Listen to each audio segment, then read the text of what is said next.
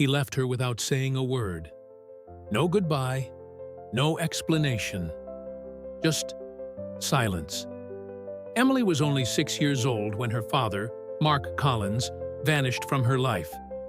At that age, most little girls look up to their fathers like superheroes. But Emily, she didn't quite understand what a father was supposed to be. All she knew was that one day, he was there, and the next, he wasn't. Mark had always struggled with the idea of parenting, especially when it came to Emily. From the very beginning, he sensed something was different. She didn't laugh at cartoons like other kids. She didn't run to him when he came home. Instead, she often sat quietly, staring at a spinning toy or humming the same tune for hours. She rarely made eye contact, and when she did, it felt like she was looking through him, not at him. When the doctors finally diagnosed Emily with autism spectrum disorder, it was like a wall came down between Mark and reality. Rachel, his wife, had already suspected it. She had spent months researching, joining support groups, speaking with specialists. She knew it would be a journey, but she also knew it was one they could take together. Mark didn't agree. "I can't do this," he said one night, sitting on the edge of their bed. "This isn't the life I signed up for." Rachel turned to him, tears welling up. "She's our daughter." "I don't even know how to talk to her," he shouted. "She doesn't respond. She doesn't act like a normal kid." "Because she's not just any kid. Rachel said, voice trembling. She's Emily, and she needs us." But Mark had already made up his mind. A week later, he was gone. Rachel was shattered, but she didn't have time to grieve. She had a daughter to raise, a job to hold, a life to rebuild from the ashes. And Emily, though she didn't say much, noticed the change. She didn't cry. She didn't ask questions. But she began sleeping with one of Mark's old shirts clutched in her arms, the scent of him fading day by day. Rachel poured herself into her daughter's world. She learned about sensory processing, communication techniques, visual schedules, therapies. Every moment was a challenge, but also a chance. Emily's progress was slow but steady. She began to speak in short phrases. She could tell when her mom was sad and offer her a toy. Her drawings became more expressive, still full of strange shapes and colors, but now with meaning behind them. One day, Emily handed Rachel a picture. A little girl and a woman standing under a tree, holding hands. No man, just the two of them. It was as if she had redrawn her family, the way it really was. Years passed. Emily's intelligence began to shine. While social situations still overwhelmed her, and the world often felt too loud, too bright, too fast, she found solace in books, numbers, and patterns.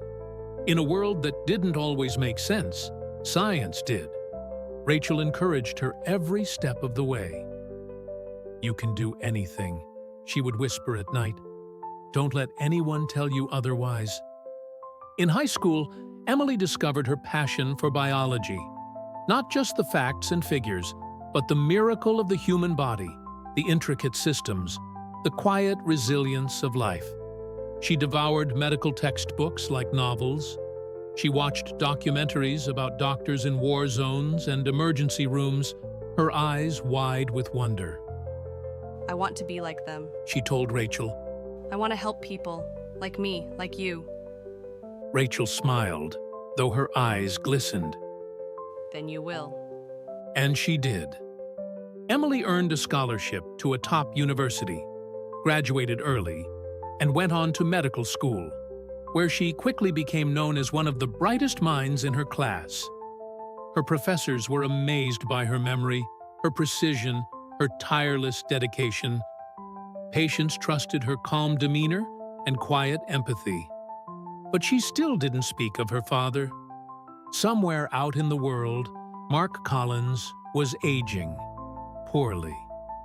After leaving his family, he drifted aimlessly from job to job. He moved from city to city, chasing distractions, avoiding responsibilities. His relationships were shallow. He never settled down again. At night, when the world grew quiet, he would sometimes pull out an old photograph, the only one he had kept. It showed a baby girl, maybe 2 years old, sitting in his lap, looking at him with curious eyes. That look haunted him. He tried to forget, tried to drink the guilt away, but nothing worked. By his late 50s, he was alone, broke, and sick. Years of neglecting his body had caught up to him. And then, on a rainy Tuesday night, the end nearly came. Driving through a dark intersection, Mark failed to notice a speeding truck until it slammed into his car. The impact was brutal. Metal twisted, glass shattered. His chest collapsed under the force. By the time paramedics arrived, he was barely clinging to life. The ambulance raced to the nearest trauma center. Dr. Emily Collins was already at the hospital, finishing up her shift. She had just removed her gloves from another surgery when the call came in. Middle-aged male, multiple fractures, internal bleeding, critical condition. She reviewed the file and froze. Name: Mark Collins. Her hands trembled. No, it couldn't be.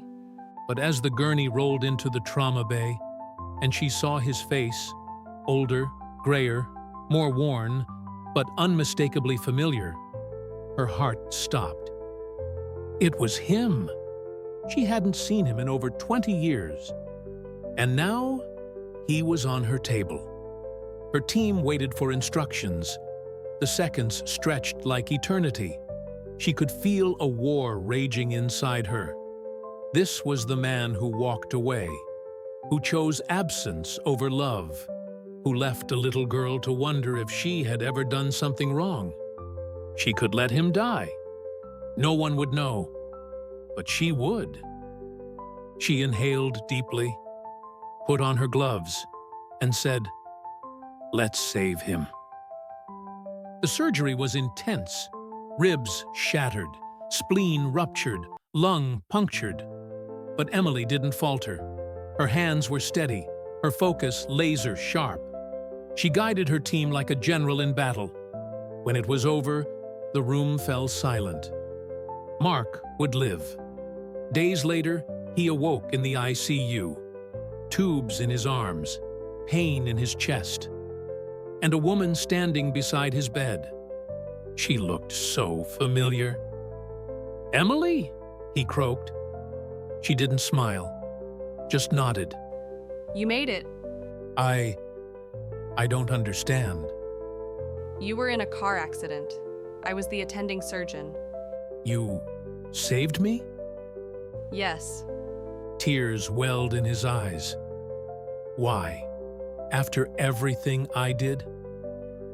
She looked away for a moment, then back at him. Because I took an oath. Because I'm a doctor. Because my mother taught me to be kind, even when it's hard. Mark reached for her hand, but she stepped back. I'm not here to forgive you. She said. I just wanted you to know. I survived. I became someone. He nodded slowly. You became everything I wasn't. That was the last time they spoke. He was discharged a week later, alone, but changed. 3 months passed. One morning, Emily received an envelope. No return address. Inside was a check for $50,000, made out to an autism research organization, and a note. In honor of the strongest person I've ever known. Thank you for saving my life. Not because I deserved it, but because you chose to. She placed the note in a small box in her drawer, alongside the crayon drawing from her childhood, the one with 3 stick figures. One of them had been erased. But now, perhaps, it was time to draw a new picture. If this story moved you, please like this video and subscribe to The Lives You Don't Know. Every week, we share emotional, true stories with twists that remind us of the power of kindness, resilience, and redemption. Click the next video to discover another real-life journey you won't believe. Thank you for watching.